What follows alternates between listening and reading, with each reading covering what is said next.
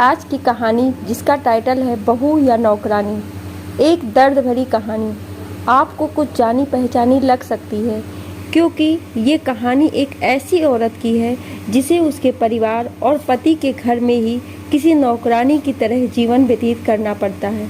जानी पहचानी इसलिए क्योंकि हमारे देश में यही कहानी हर दूसरी महिला की है, इसीलिए एक बार इस कहानी को जरूर सुनें। पूरे 4 साल बाद हेमंत कनाडा से लौटा था। कनाडा में एक ब्यूटी प्रोडक्ट्स बनाने वाली कंपनी के लिए हेमंत काम करता था। हेमंत अपने घर लौटकर काफ़ी खुश था। एयरपोर्ट पर उतरे ही हेमंत की नज़रें अपने परिवार वालों को खोजने लगी। जल्दी ही उसे अपने माँ बाप, भाई भाभी, बड़ी बहन और खुद की 3 साल की बच्ची भी एयरपोर्ट पर खड़े नजर आई। लेकिन उसकी नज़रें शोभा को खोज रही थी। वो सोचने लगा, ये शोभा मुझे मिलने क्यों नहीं आई, और ऊपर से उसने हमारी छोटी सी बच्ची को भी यहाँ भेज दिया। अश्विन एयरपोर्ट पर सबसे हंसी खुशी मिला। फिर उसने शोभा के बारे में पूछा तो उसकी दीदी बोल पड़ी, भाई वो घर पर ही है, तुम्हारे लिए खाना तैयार कर रही है। वह तो आज ही तुम्हारे आने की खुशी में काम करने लगी है, वरना वो कोई काम करती ही कहाँ है। अश्विन ने अपनी बेटी को प्यार से उठा लिया, लेकिन उसकी बेटी उसे देखकर रोने लगी। लाओ मुझे दो बच्ची को, वो तुम्हें काफ़ी दिनों बाद देख रही है ना, इसलिए पहचान नहीं पा रही होगी। कहते हुए दीदी ने बच्ची को अपने पास ले लिया। सभी टैक्सी में बैठकर अपने घर की तरफ रवाना हुए। अश्विन अपने परिवार से मिलकर खुश था, लेकिन ये बात कि शोभा उसे एयरपोर्ट पर मिलने नहीं आई उसे काफ़ी परेशान कर रही थी। वो सोचने लगा, क्या खाना बनाना इतना ज़्यादा ज़रूरी था, मुझसे मिलने से भी ज़्यादा, और वो भी तब जब मैं 4 साल बाद वापस आया हूँ। इन्हीं ख्यालों में घर तक का आधा रास्ता बीत गया। अब उसकी बच्ची उसे देखकर रो नहीं रही थी, इसलिए अश्विन उसके साथ खेलने लगा। बाकी का आधा रास्ता भी खत्म हुआ और सब घर पर पहुँच गए। गाड़ी की आवाज़ सुन शोभा बालकनी में आकर खड़ी हो गई और अश्विन की तरफ देखने लगी। अश्विन भी जैसे ही गाड़ी से उतरा, उसने अपने पहले दरवाजे की तरफ और बाद में बालकनी की तरफ नजरें घुमाई, जैसे वह शोभा को ही देखना चाहता हो। अश्विन से नजरें मिलते ही शोभा के चेहरे पर मुस्कान झलक पड़ी। अश्विन भी उसे देखकर हल्के से मुस्कुरा दिया। सभी घर के अंदर गए। शोभा सबके लिए पानी लेकर आई और सभी को पानी देने के बाद फिर से किचन में चली गई चाय बनाने के लिए। थोड़ी देर तक सभी परिवार वालों से बातें करने के बाद अश्विन शोभा को बुलाने लगा। माँ ने उसे बीच में टोकते हुए कहा, रहने दो उसे किचन में, थोड़ा काम कर लेने दो, बाद में अपने आप आ जाएगी। तुम बैठो यहाँ मेरे पास, वैसे भी कहाँ ज़्यादा काम करती है वह। अश्विन यही बात दूसरी बार शोभा के बारे में सुन रहा था। अब उसने सोचा कि मेरे परिवार वाले मुझसे झूठ थोड़ी बोलेंगे। एक दिन नहीं होगा उसको इतना काम, आज थोड़ा सा है करने देते हैं, मैं बाद में उससे बात कर लूँगा। अश्विन अपने परिवार वालों से बातचीत में मगन हो गया। एक के बाद एक रिश्तेदार और पड़ोसी अश्विन को मिलने आते रहे और शोभा को किचन से बाहर निकलने का समय ही नहीं मिला। सभी के लिए चाय बनाना, नाश्ता बनाना, यही करते करते शाम हो गई। शाम होते ही अकेले शोभा इस बड़े से परिवार का खाना बनाने में जुट गई। 2 घंटे बाद सभी परिवार वाले खाना खाने के लिए डाइनिंग टेबल पर बैठे थे, सिवा शोभा के। अश्विन चाहता था कि शोभा भी उसके साथ बैठकर खाना खाए, लेकिन फिर माँ ने कहा, अगर वह भी खाना खाने बैठ जाएगी तो सबको परोसेगा कौन। सभी के खाना खाने के बाद शोभा ने अकेले खाना खाया। रात को सोने के वक्त अश्विन और शोभा अच्छे से मिल पाए। अश्विन शोभा के साथ काफ़ी बातें करना चाहा था, लेकिन वह उसके चेहरे पर थकान और नींद अच्छे से देख सकता था, इसलिए उसने शोभा को परेशान न करने का फैसला किया और उसे सोने दिया। शोभा सोने ही वाली थी कि उसकी छोटी बच्ची रोने लगी, तो शोभा तुरंत उठकर उसे दूध पिलाने के लिए चली गई। अश्विन कब सो गया उसे पता ही नहीं चला। जब सुबह बच्ची की रोने की आवाज़ आने लगी तो अश्विन उठा और शोभा को पुकारने लगा। जब शोभा पास ही नहीं दिखी तो उसने बच्ची को चुप कराया और फिर से सुला दिया। अश्विन बाद में शोभा को देखने लगा तो शोभा उसे फिर से किचन में मिली, जो सुबह सुबह ही जल्दी उठकर घर वालों के चाय नाश्ते की तैयारी में लग गई थी। अब अश्विन सोचने लगा, माँ और दीदी तो कहती थी कि शोभा ज़्यादा काम नहीं करती, लेकिन जो मैं देख रहा हूँ वो तो कुछ और ही है।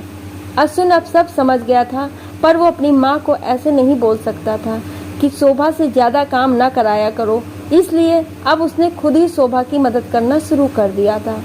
अश्विन के हाथ बटाने से शोभा को थोड़ा अच्छा लगने लगा था।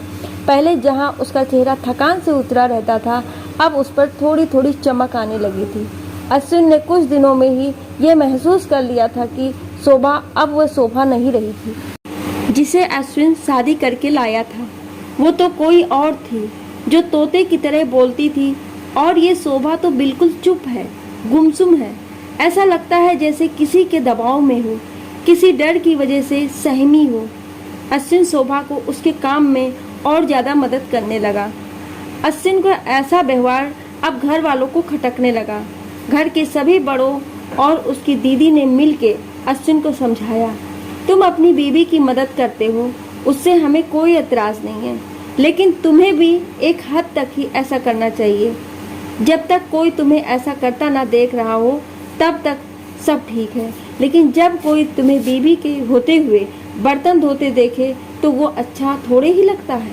और सोचो, आगे चलकर शोभा को तुम्हारे हेल्प की आदत पड़ गई तो तुम्हारा अपना काम में ध्यान लगाना मुश्किल हो जाएगा। अश्विन हमेशा से ही अपने परिवार वालों की बात मानता आया था। जिस तरह से सबने अश्विन को समझाया था, अश्विन भी उनकी बातों में आ गया। अब अश्विन शोभा की मदद करने से कतराता था। कभी कभार वह बच्ची के लिए दूध गर्म कर लिया करता, उससे ज़्यादा कुछ नहीं। घर वालों ने अश्विन को विदेश जाने से मना कर दिया और कहा कि यहीं पर कुछ काम कर लो। अश्विन ने अब घर से ही ब्यूटी प्रोडक्ट्स ऑनलाइन बेचना शुरू कर दिए। उसका परिवार भी बढ़ गया। अब उसे 2 बेटियां और 1 बेटा था। दोनों बेटियां स्कूल जाने लगी थीं, लेकिन बेटा अभी भी छोटा था। जितना अश्विन कमाता था उतना सबके लिए काफ़ी ना था। काफ़ी सोच विचार करने के बाद अश्विन ने यह फैसला किया कि वह अब शोभा के साथ शहर में जाकर रहेगा, जहां पर शोभा भी काम कर पाएगी और वह घर से ही अपने ब्यूटी प्रोडक्ट्स बेचना शुरू रखेगा। इस तरह से वह अपने पैसों की तंगी को पूरा करेंगे। परिवार वालों ने भी अश्विन को इजाज़त दे दी। अश्विन चाहता था कि माँ भी उसके साथ रहे, लेकिन माँ को शहर में आना मंजूर ना था। माँ बड़े भाई के साथ रहने लगी। शहर में अब शोभा नौकरी करती और अश्विन घर से ही ऑनलाइन अपने प्रोडक्ट बेचता। कई साल ऐसे ही बीत गए।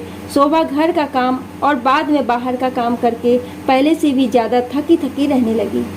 परिवार वालों की अश्विन के दिमाग में डाली बातें अभी भी उस पर असर करती थी। वह यहाँ पर भी शोभा का हाथ न बटाया करता। अश्विन अब दिन रात अपने प्रोडक्ट्स बेचने में ही मसरूफ़ रहता। कभी कभी शोभा उससे कहती कि मुझे अच्छा नहीं महसूस हो रहा है, मुझे डॉक्टर के पास ले चलो। वो हाँ कह देता, लेकिन अपने काम में इतना खो जाता कि कभी उसको डॉक्टर के पास ले ही नहीं जाता। शोभा तो बीमार थी, लेकिन एक बार अश्विन बहुत ज़्यादा बीमार हो गया। इतना बीमार हो गया कि उसे अस्पताल में भर्ती करवाना पड़ा। अस्पताल में अश्विन के पास सिर्फ शोभा थी और कोई नहीं। इतना बीमार होने के बाद भी उसके परिवार वाले सिर्फ उससे मिलकर वापस अपने घर चले गए। उसका सहारा बनने के लिए, उसकी तकलीफ बांटने के लिए कोई भी उसके साथ नहीं था। बिस्तर पर पड़े और शारीरिक तकलीफ से गुजर रहे अश्विन को अपनों का ऐसा व्यवहार बहुत तकलीफ दे रहा था। फिर वह सोचता था कि उसने भी तो शोभा के साथ जिंदगी भर यही किया है। क्या वो शोभा का जीवन साथी सिर्फ नाम का ही नहीं था? जब साथ देने की बारी आई थी तो उसने दूसरों के बहकावे में आकर उससे किनारा कर लिया था। यहाँ तक कि शोभा के खुद अपने मुंह से कहने के बाद भी उसकी तकलीफ को वो नज़रअंदाज करता आया था। अश्विन को अब अपना दर्द शोभा के दर्द के आगे मामूली सा लगने लगा। उसके दर्द को ना बांटकर उसने बहुत बड़ा गुनाह किया हो, ऐसा उसे लगने लगा। पश्चाताप के आंसू अश्विन की आंखों से बहने लगे। उसने अपनी सारी गलतियों और गुनाहों के लिए शोभा से माफ़ी मांगी। दोस्तों, जीवन साथी का मतलब होता है जीवन के हर उतार चढ़ाव में, जीवन के हर मोड़ में जो साथ दे। साथ होने और साथ देने में उतना ही फर्क होता है। जितना सिर्फ वादा करने में और सचमुच वादा निभाने में होता है। दोस्तों, एक पत्नी की दर्द भरी कहानी पति की दृष्टिकोण से हमने बयां की है। इस कहानी को सुनकर किसी भी पति या पत्नी का अपने जीवन साथी के प्रति व्यवहार सुधर जाएगा, तो इस कहानी को सुनाने का उद्देश्य सफल हो जाएगा। पूरी कहानी सुनने के लिए धन्यवाद।